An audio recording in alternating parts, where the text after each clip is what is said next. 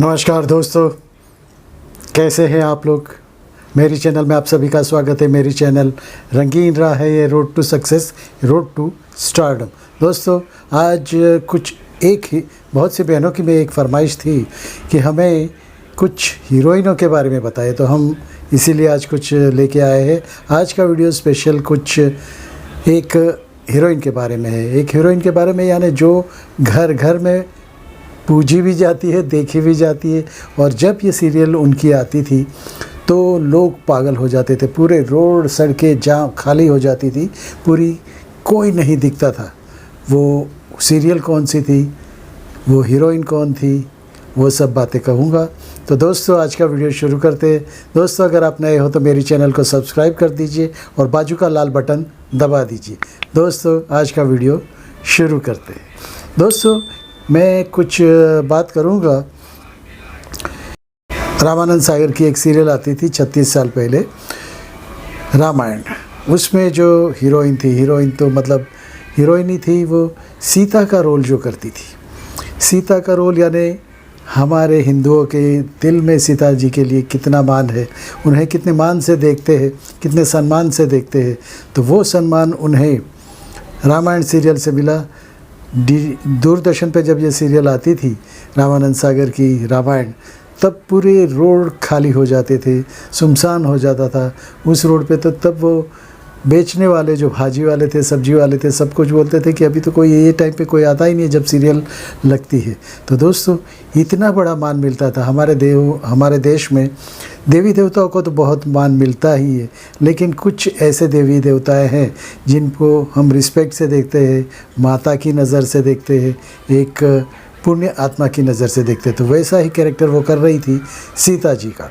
राम बने थे अरुण गोविल जी, और सीता बनी थी दीपिका चिखलिया। दीपिका चिखलिया एक गुजराती परिवार से आती थी। उनको धर्म के ये तो सब पाठ तो सब सिखाए गए थे, यानी धार्मिक भी बहुत थी, लेकिन उनकी पहचान रामायण सीरियल से बनी। तो उनका कैरियर टीवी में तो बहुत अच्छा चला। ये तो होता ही है कि जो कैरियर, जो टीवी सीरियल में जो कैरेक्टर बन जाते हैं, वो आगे उनको दूसरे कामों के लिए बहुत मुश्किल होती है। वैसा ही कुछ अरुण गोविल जी का भी हुआ था।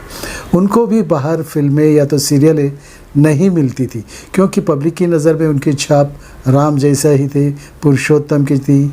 तो मान के दर्शी, तो पब्लिक को जैसे वो दिखते थे तो उनकी नज़र में वही आ जाता था, उनके जहन में राम जी की मूर्ति ही आ जाती थी। दोस्तों, ऐसा ही कुछ ये दीपिका चिखलिया जी के बारे में भी हुआ था। तो दोस्तों, ये दैनिक भास्कर को उन्होंने जब एक इंटरव्यू दिया था, तब मैं भी था वहाँ। इंटरव्यू में एक्ट्रेस ने बताया था कि उन्हें राज कपूर ने 1985 में राम तेरी गंगा मैली फिल्म के लिए भी बुलाया गया था, लीड रोल के लिए बुलाया गया था। तो ये दीपिका जी गई थी राज कपूर जी से मिलने। तो राज कपूर जी ने उनको देख के बोला, ठीक है, आप खूबसूरत तो हो और मुझे जिस टाइप की लड़की चाहिए वो भी हो, लेकिन आपकी एज क्या है। तो दीपिका जी ने कहा, मेरी एज तो 17 साल है। तो राज कपूर जी ने कहा कि 17 साल नहीं चलेगा, तो इसके लिए आपको ये रोल मैं नहीं दे सकता। 17 साल आप बहुत छोटी हो, मुझे थोड़ी कुछ बड़ी उम्र की चाहिए थी, और सॉरी, मैं इसमें आपको नहीं कास्ट कर सकता। तो दीपिका जी ने बहुत भारी हृदय से वहाँ से वापस गई। उन्होंने ऑडिशन दिया तो था, लेकिन राज कपूर जैसे आरके फिल्म्स के बैनर को छोड़ना और या तो फिर वहाँ से रिजेक्ट होना बहुत दुख की बात होती है। उनको बहुत दिल पे लग गया। तो वो सीरियल, फिर बाद में सीरियल, छोटे मोटे फिल्में जो करती थी, बी ग्रेड की फिल्में जो करती थी, जिसमें सेकंड लीड का कैरेक्टर होता था, या तो छोटी फिल्में होती थी, बड़े हीरो नहीं होते थे, सेकेंडरी हीरो जो कहा जाते हैं, उसी टाइप की बी क्लास की फिल्में वो करती थी। तो दोस्तों, ये फिल्में तो करती थी, लेकिन ये फिल्म उनके हाथ से जाने के बाद उनको बहुत दुख हुआ। उन्होंने उस इंटरव्यू में कहा था कि मैं छोटी छोटी फिल्में कर रही थी, लेकिन मैं खुश नहीं थी, क्योंकि मुझे लग नहीं रहा था कि मैं कुछ अच्छा कर रही हूँ या तो कुछ बड़ा सा कर रही हूँ। छोटी फिल्में कर रही थी जिससे वो खुश नहीं थी, कि उन्हें ऐसा लगता था कि मैं इंडस्ट्री से बहुत दूर जा रही हूँ। राज कपूर की बेटी रीमा की बेस्ट फ्रेंड, रीमा का बेस्ट फ्रेंड उनके पिताजी दीपिका चिखलिया के पिताजी के दोस्त एक थे, तो रीमा जी के साथ उनकी दोस्ती थी। तो तब उन्हें मालूम पड़ा कि राज कपूर जी को कोई नई लड़की चाहिए, नई हीरोइन चाहिए अपनी राम तेरी गंगा मैली के लिए। तो इसके उनके थ्रू वो वहाँ पहुँच गई थी आरके स्टूडियो में, और आरके फिल्म्स के लिए राम तेरी गंगा मैली के ऑडिशन देने के लिए। तो राज कपूर जी ने कहा, उनको कह दिया था कि आप तो बहुत यंग है मेरी इस फिल्म के लिए, तो थोड़ा बड़ी चाहिए थी, मुझे बड़ी लड़की चाहिए थी। 17 साल तो बहुत छोटे हो आप। और उसके बाद दैनिक भास्कर में दीपिका जी ने कहा कि जब ये फिल्म रिलीज़ हुई तो वो फिल्म देखने के लिए उनकी मदर के साथ वो गई थी। थिएटर में जब गई थी, उन्हें कुछ कहानी भी पता नहीं थी, कुछ पता नहीं था। तो रिलीज़ हुई तो एक्ट्रेस मंदाकिनी उसमें आ गई थी उस फिल्म के लिए। मंदाकिनी इस रोल कर रही थी। तो उसमें एक शॉट था ब्रेस्ट फीडिंग यानी छोटे बच्चे को जो दूध पिलाते, वो शॉट था। और एक ट्रांसपेरेंट साड़ी में नहाने का सीन भी था, झरने के नीचे नहाने का सीन था। तो ये देख के तो दीपिका एकदम डर गई कि ये सीन अगर मैं करती तो क्या हो जाता, क्योंकि ये एक ऐसे परिवार से आती थी जहाँ पे रिस्पेक्ट और ये सब होता था, लेकिन ये फिल्म में ऐसा कैरेक्टर था, इस टाइप के रोल था तो मंदाकिनी जी ने किया था। तो अपनी माँ के साथ जब ये फ़िल्म देखने गई तो उन्होंने फ़िल्म में ये देखा, पर्दे पे ये देखा तो बहुत शर्मा गई।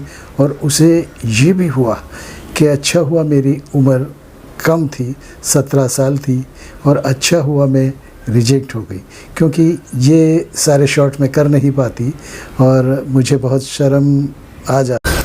तो मुझे एक तरफ से मैं भगवान के आभारी भी हूँ, वैसा वो बोलती है।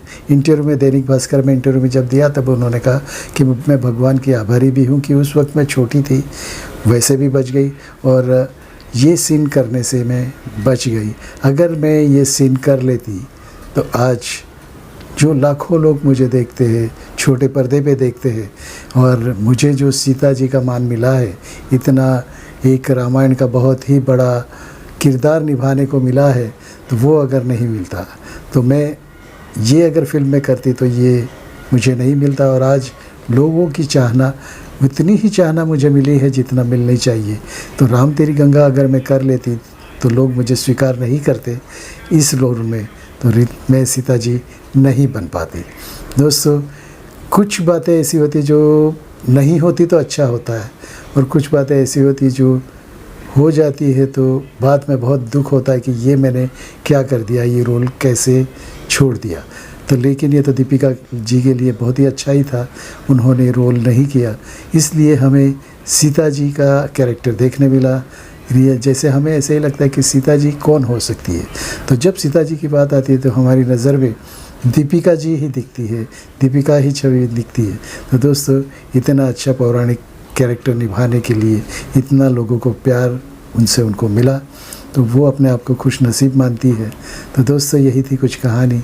कभी अच्छा भी होता है, कभी बुरा भी हो सकता है, ये तो होता है, इंडस्ट्री में ऐसा होता है। बहुत से कलाकारों ने बहुत सी गलतियां की, बहुत सी फिल्में छोड़ के गलतियां की।